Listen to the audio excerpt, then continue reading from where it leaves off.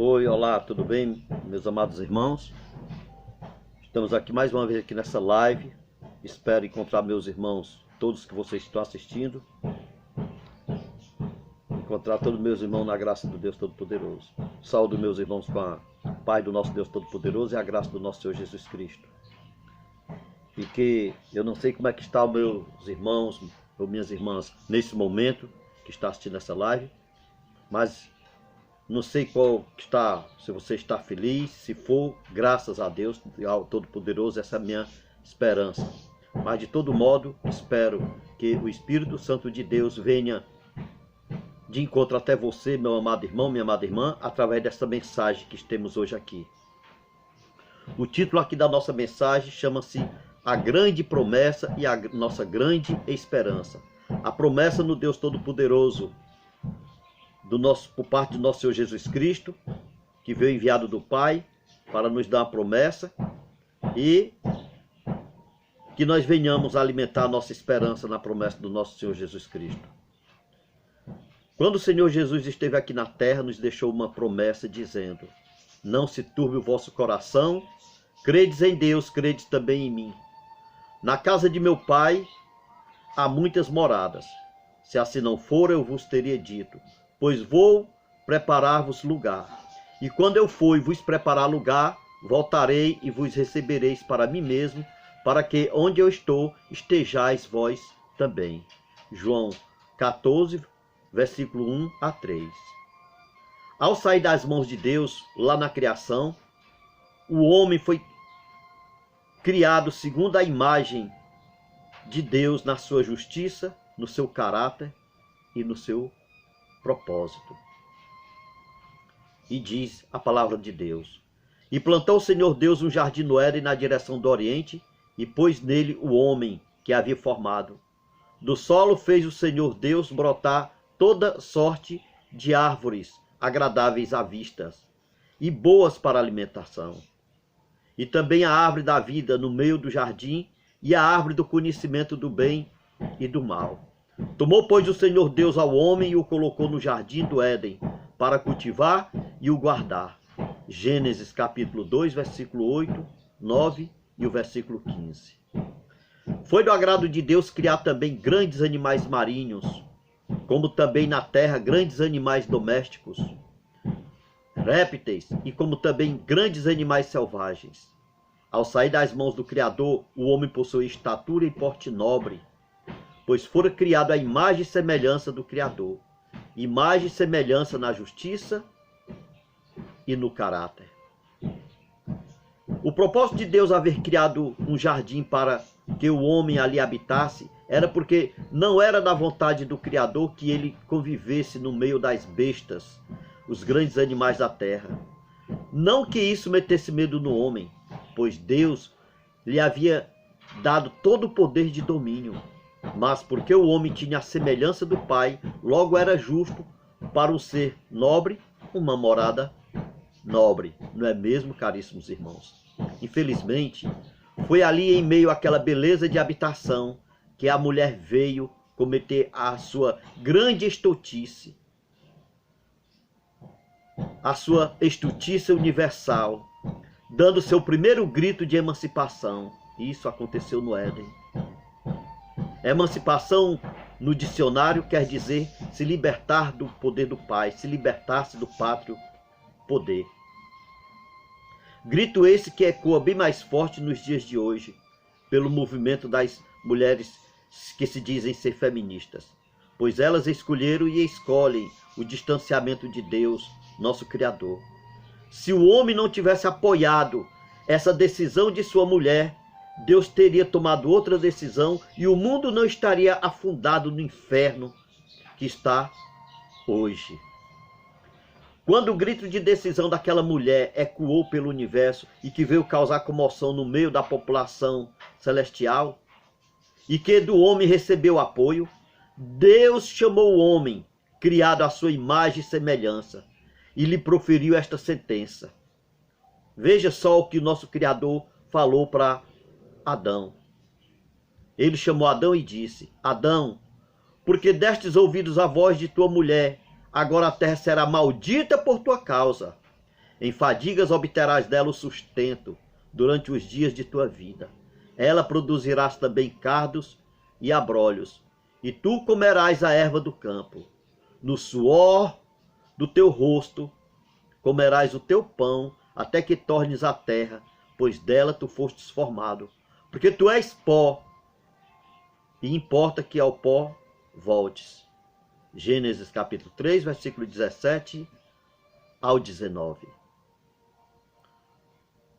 Ao seguir sua mulher, ao invés do Criador, o homem passou a conviver em meio dos animais e toda espécie de insetos, como cobras, aranhas, escorpiões e todos os bichos peçonhentos, corrompendo assim sua natureza original que o Pai havia lhe dado. Como também adquiriu a natureza dos animais felinos. Hoje, as sociedades estão a sofrer as formas de maldade desenvolvidas pelos homens agentes do mal.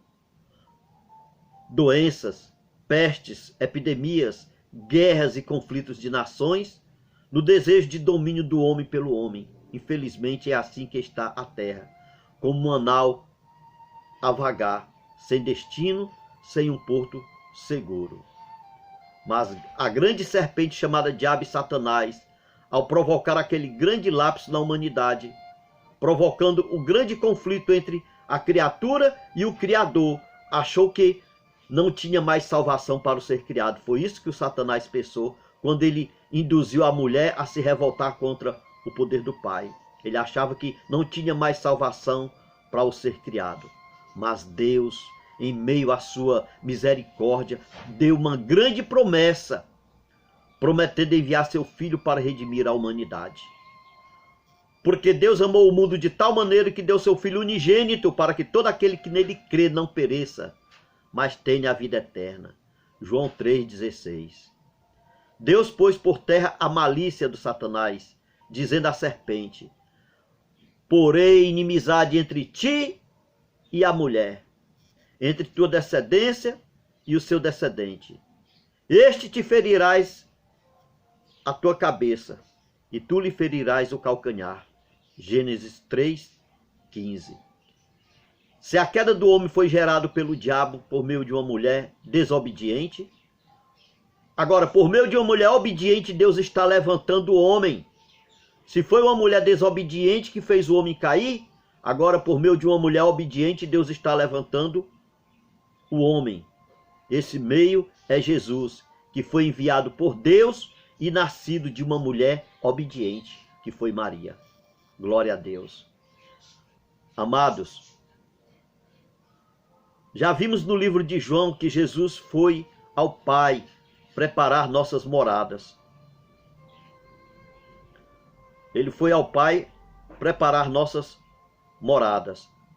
Jesus nos deu a entender que neste mundo não temos moradas, não temos pátria.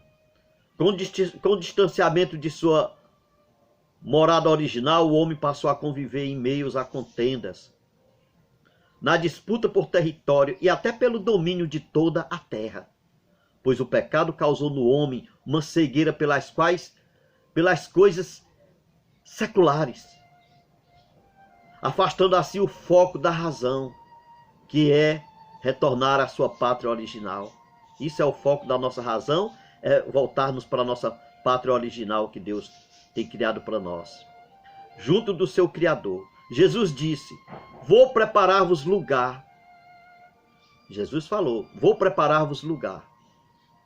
Amados, meus amados, se queremos abraçar a promessa de habitarmos na nossa verdadeira pátria, temos que seguir o exemplo de Abraão, ter fé, a fé de Abraão. Pela fé, Abraão, quando o chamado, obedeceu, a fim de ir para um lugar que devia receber por herança, e partiu sem saber aonde ia. Pela fé, peregrinou na terra da promessa, como em terra alheia, habitando em tendas com Isaque e Jacó, herdeiros com ele da mesma promessa. Porque aguardava a cidade que tem fundamentos, da qual Deus é o arquiteto e edificador. Todos estes morreram na fé, sem ter obtido as promessas, vendo-as, porém, de longe, e saudando-as e confessando que verdadeiramente eram estrangeiros e peregrinos nesta terra. Porque os que falam desse modo manifestam estar procurando uma pátria. E se na verdade se lembrassem daquela de onde saíram, teriam a oportunidade de voltar. Mas agora aspiram a uma pátria superior, isto é, celestial. Por isso Deus não se envergonha deles de ser chamado o seu Deus, porquanto lhes preparou uma cidade. Hebreus capítulo 11, versículo 8 ao 10 e versículo 13 ao 16. Amados, meus amados irmãos, a exemplo de Abraão, Isaque e Jacó, nós também não temos pátria. Somos peregrinos e forasteiros nesta terra. Vivemos no meio de contendas e conflito, onde os seres já não se entendem mais. Não somos habitantes, filhos desta terra. Nesta terra não há paz, não há respeito do homem pelo homem.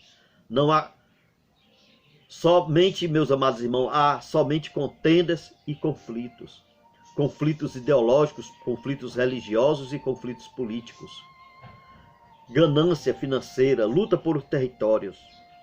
Deste mundo não temos mais nada a esperar, pois nele só há homens maus, homens criadores de guerras e fabricantes de doenças, homens arrogantes, maus e perversos que não querem ouvir a voz de Deus, e sim do Satanás, o articulador do mal, pois são filhos do Satanás.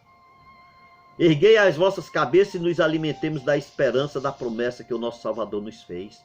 Ele vai voltar sim, meus amados irmãos. E ele virá na glória do céu e todo olho verá, até aquele que mataram ele na cruz, até aquele que os transpassaram. Isso está escrito no livro de Apocalipse, capítulo 1 a 7. Capítulo 1, versículo 7, está escrito lá. Que quando Jesus voltar, todo olho da terra o verá, até aqueles que mataram ele na cruz vão ressuscitar para ver a glória do Filho do Homem vindo no poder das nuvens com poder e grande glória. O apóstolo João viu no céu uma grande multidão. Ele diz: depois destas coisas vi, e eis uma grande multidão que ninguém podia contar, de todas as nações, tribos, povos e línguas, em pé diante do trono e do Cordeiro, vestido de vestiduras brancas, com palmas nas mãos, e clamava em grande voz, dizendo: ao nosso Deus que se assenta no trono e ao Cordeiro pertence a salvação. Apocalipse capítulo 7, versículo 9 ao 10. Então, meus amados irmãos, será que no meio daquela grande multidão João viu você? E se não viu, não sabemos, mas nosso Salvador Jesus quer você lá. Quer você, quer eu, quer todos nós lá nessas moradas celestiais que Jesus foi preparar. A nossa ida ao céu vai ser por pouco tempo. Somente 1000 aninhos, 1000 anos só que vamos passar no céu, para tratarmos de assuntos concernentes ao tribunal do juízo de Deus. Passados 1000 anos, Deus restaurará esta terra no mesmo modelo que foi no princípio, quando Deus fez a terra. E ali nos colocará. Quer você também habitar na nossa verdadeira pátria? Estamos te aguardando, meus irmãos. Jesus está nos aguardando, aliás. Vamos nos esforçar, vamos buscar essa pátria. Então, se você quer habitar nessa verdadeira pátria que está a nos esperar, porque aqui nós não temos pátria. Nós somos peregrinos e forasteiros nessa terra. Mas Deus tem uma pátria para nós que está a nos esperar. E se você quer habitar lá, meus amados irmãos, então peça a Deus, faça um voto dizendo ao Papai do Céu que também quer habitar na nova terra. E junte-se a nós, os adventistas históricos. Entenda, só os que guardam os mandamentos de Deus possuirão a nova terra. Venha, o povo de Deus está te esperando. Meus amados irmãos, se você gostou dessa palestra, compartilhe com seus amigos, com seus grupos, com seus vizinhos, com seus parentes, com seus próximos. Deixe o seu like, inscreva-se no nosso canal e ative o sininho. E que Deus os abençoe. Amém, meus amados irmãos. Amém. Amém.